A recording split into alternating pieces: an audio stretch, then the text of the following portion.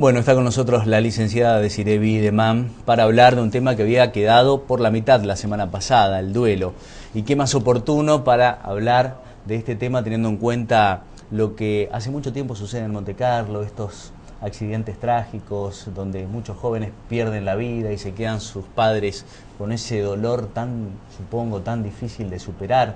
Y imagino yo que deben estar escuchando a ver qué podemos hacer para superar este duelo, si es que se supera o no, en este tipo de casos, que es el más dramático, quizá cuando los padres pierden a sus hijos, sobre todo con estas características, algo trágico y tan sorpresivo. Claro, bueno, hablábamos, primero, buenas noches, y hablábamos la vez pasada de que la intensidad del duelo poco tiene que ver en realidad con lo repentino o no de una pérdida. Una persona puede ya empezar a duelar antes de que suceda la pérdida. Por ejemplo, cuando tiene una enfermedad la persona... terminal o crónica, ¿no es cierto? Bien.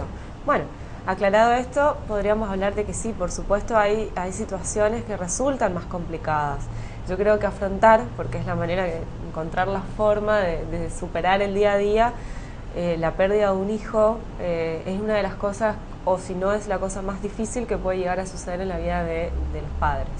Porque primero no corresponde al ciclo vital de alguna manera, o sea, no es esperable que esto suceda. O sea, vamos a decir, ninguna muerte es realmente esperable, pero bueno, digamos, tiene más lógica, o desde el punto de vista racional se podría comprender más siguiendo, digamos, mejor, las etapas. Claro.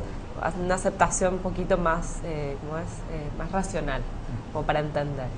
No es fácil y no creo yo que hayan alguna fórmula mágica, como digo yo siempre.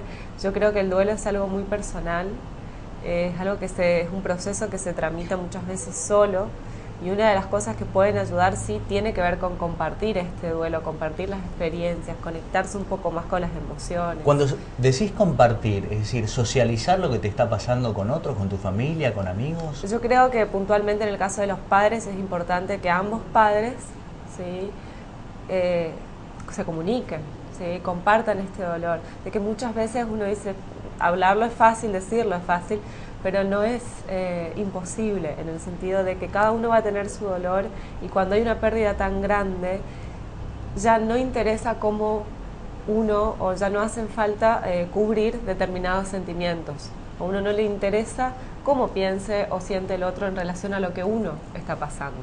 Entonces esta es la cuestión, digamos, de por ahí entender de que el otro también va a hacer su propio duelo, respetar esto y de alguna manera tratar de sostenerse mutuamente. ¿Por qué? Porque por supuesto que aparecen muchas cuestiones entre medio. Una pérdida tan grande como la muerte de un hijo remonta a un montón de otros duelos, o remonta a un montón de recuerdos, digamos, hay que renombrar un montón de cosas en la vida, reestructurarse de vuelta, y eso es muy difícil. Entonces remonta a muchas cosas de cuando uno era chico, de todas las expectativas que uno tenía ante la vida, todo esto, lo personal de uno, y que muchas veces uno no tiene tiempo para pensar en estas Cuando uno le pregunta a un padre o madre que pasó por esta situación, dicen que el dolor no acaba nunca, uno aprende a convivir con el dolor, con el duelo. Bueno, esa es una frase que tiene mucha razón. Siempre digo, la pérdida de un hijo, digamos, no se supera, se sobrevive. Hay que aprender a convivir con el dolor, aunque parezca imposible. Saber de que ese dolor está bien sentirlo, digamos, de que es, digamos, perfectamente normal que se sienta así, y que va a sentir mucho más dolor. Si piensa que el dolor en algún momento se acaba, eso a veces uno piensa que creo que hay días en los que una persona puede sentir que ya no aguanta más, pero lo más importante de todo esto es tener en cuenta de que a medida que van pasando los años, el dolor va tomando otro tipo de formas, ¿sí? Va tomando otros caminos de alguna manera, en algún sentido.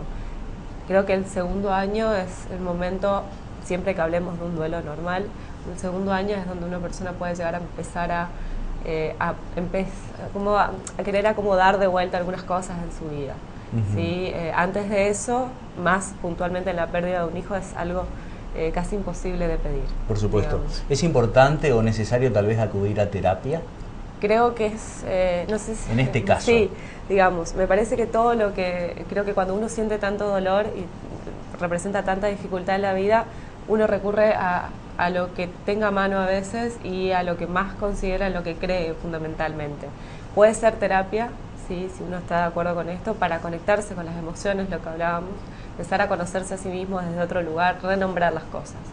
O podemos también tener algún tipo de guía espiritual, o digamos, la religión me parece un recurso que puede ayudar a muchísima gente y que me parece que es muy importante. Lo ideal sería que esto sea todo interdisciplinario. También los grupos de ayuda, autoayuda, a veces esto de socializar con los padres que han tenido quizás, o familias que han tenido una pérdida también durante algún proceso de su vida, ¿no es cierto? Bien. ¿Es bueno que la persona que va a tener un diálogo con estos padres, por poner un ejemplo, toquen ese tema? Porque uno generalmente es como que busca evitar las partes dolorosas o que le pueden provocar una tristeza. Hay que hablarlo. Hay que hablarlo. Yo creo que las cosas hay que decirlas. Muchas veces tiene que ver con un tiempo, tiene que ver con un lugar, por supuesto hay una manera de hablar, pero tiene que existir esta posibilidad de hablar, de decir las cosas. De esto hablábamos cuando decíamos compartir el dolor, que a veces es más fácil cuando uno lo hace y no está solo en este camino que es tan difícil, en ese proceso de duelo. Ahora sí, por ahí lo que me parece muy importante es que si en una familia existe la pérdida de un hijo, existen por ahí hermanos que quedan también con una tristeza que muchas veces, si son chiquitos, no comprenden lo que está sucediendo, y me parece muy importante que los padres de alguna manera encuentren la forma de explicarles, y para puntualmente para que este niño que sí está viviendo todavía no necesariamente sienta o tenga la necesidad de suplir el lugar de la persona fallecida, o sea, que no está más. Bueno, Desiree, muchísimas gracias. Es un tema realmente interesante. Sí, es un tema largo también, extensivo, y bueno, como siempre, digamos, con tratamos de por lo menos dar lo mejor, de orientar lo mejor posible. Muy bien.